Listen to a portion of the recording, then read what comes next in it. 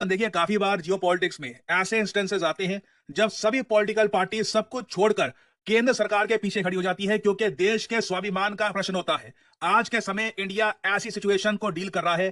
Canada के साथ साथ कनाडा के जो अलाइड कंट्रीज हैं, अगेन मैं आपको बता चुका हूं फाइव आईज कंट्रीज के बारे में। UK, US, Canada, Australia, New Zealand, इन सभी कंट्रीज का मिलकर एक बहुत ही इंपॉर्टेंट इंटेलिजेंस ग्रुप है फाइव आईज। और आप देखोगे जियो पॉलिटिक्स में हमेशा ये पांचों देश एक दूसरे को सपोर्ट करेंगे। रीजन बहुत ही सिंपल है, यहाँ पर मेजोरिटी पॉपुलेशन इंग्लिश स्पीकिंग है, एंग्लो पॉपुलेशन है, कल्चरली बहुत सिमिलर है। और जब बात आई चूज करने की कि कनाडा इंडिया के साथ गलत काम कर रहा है, देखो हमें यह बात बोलनी पड़ेगी, कनाडा ने कोई प्रॉपर सबूत प्रस्तुत नहीं किए, किसी कोर्ट में कोई जजमेंट नहीं आई। अपने आप ही इवन कनाडा के जो प्राइम मिनिस्टर है ना, उनसे भी जब पूछा जाता है कि अभी भी 100% श्योर हो कि इंडियन गवर्नमेंट ने खालिस्तानियों पर अटैक करवाया है इन कनाडा, तो जवाब यही आता है, लगता तो यही है, प्रोबेबली ये ऐसा हुआ होगा।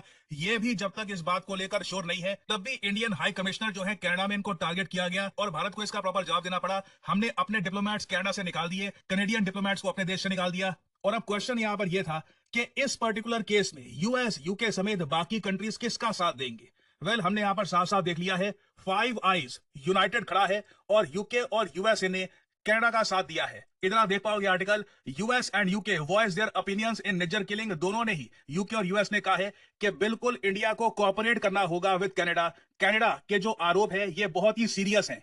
अब सीरियस क्या बोलूं, बिना किसी एविडेंस के, बिना किसी कोर्ट के रूलिंग के, खुल के ये भारत के होम मिनिस्टर का नाम ले रहे हैं, अजीत डोभाल का नाम ले रहे हैं। कह रहे हैं कि इंडियन जो डिप्लोमेट्स थे, ये लॉरेंस बिश्नोई जो इंडिया में जेल में है एक आदमी, इससे कोऑर्डिनेट करके कनाडा में जो खालिस्तानी एलिमेंट्स हैं उनको मरवा रहे हैं। तो जो इंडिया के साथ हो रहा है, दिस इज अनफेयर। और ये बात सिर्फ मैं नहीं कह रहा, आप देखोगे जो भी इंडिया की मेजर पॉलिटिकल पार्टीज हैं, सब लोग केंद्र सरकार के पीछे खड़े हो गए हैं। अभी इस वक्त कोई आप कह लीजिए पॉलिटिक्स नहीं हो रही। एक बार को आपको याद होगा बालाकोट में बॉम्बिंग हुई या फिर सर्जिकल स्ट्राइक को लेकर काफी सवाल उठे थे, बट इस पर्टिकुलर केस में भारत पर बहुत ज्यादा ताकतवर देश आरोप लगा रहे हैं, बड़ा आरोप लगा रहे हैं, अनफेयर तरीके से इंडिया को टारगेट किया जा रहा है। तो सभी पॉलिटिकल पार्टीज ने गवर्नमेंट लाइन को यहां पर ले लिया है। इवन सीपीआईएम ने, communist party of India, Marxist ने भी यह कहा है कि यह बहुत ज्यादा कंसर्न है कि खालिस्तानी एलिमेंट्स कनाडा में ऑपरेट कर रहे हैं इंडिया के अगेंस्ट। तो इससे ही आप आज के समय समझ सकते हैं कि सिचुएशन कितनी ज्यादा सीरियस है।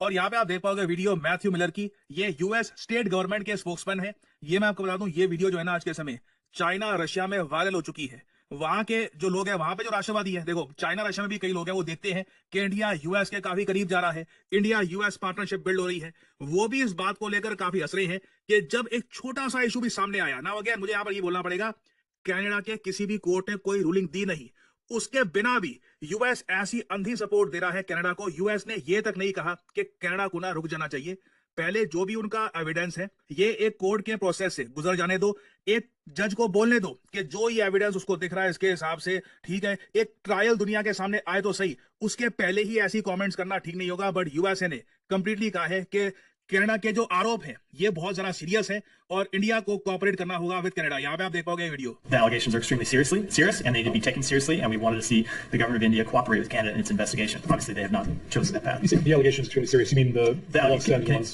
Canada, yeah. The long-standing ones. Yes, right. So, in terms of how India reacted overnight, or how they reacted yesterday to this, how do you feel about that? The withdrawal of, I mean, obviously Canada was kicked out, but how do you feel about how India has responded? I don't have any. Now, यहाँ पे journalist ने ये पूछा कि Canadian diplomats को निकाल दिया India ने, उसके बारे में आप क्या कहना चाहोगे। यहाँ पे कहते हैं कि उसके बारे में देखिए, मैं कुछ एक डायरेक्ट स्टेटमेंट नहीं दूंगा, मगर हम चाहते हैं कि इंडिया कनाडा के साथ कोऑपरेट करे। कनाडा के जो आरोप है बहुत ज्यादा सीरियस है। एक क्लियरली यूएस ने खुद को पोजीशन कर दिया है कि इस इशू को लेकर ये कनाडा का समर्थन करेंगे। इवन तो हम देख पा रहे हैं कि कनाडा में ना इस इशू को लेकर डोमेस्टिक पॉलिटिक्स की जा रही है, ऐसी स्टेटमेंट्स दी जा रही है जिनकी कोई सेंस भी नहीं बनती। फॉर एग्जांपल अगर आप देख पाओगे जगमीत सिंह यहाँ पे इस वीडियो में ये कहेंगे कि मैं कनेडियन गवर्नमेंट को बोलूंगा, पहली बात आरएसएस को बैन कर दो, जबकि अभी तक आरएसएस का कोई रोल दिखा नहीं है इस पूरे एपिसोड में कहीं से भी।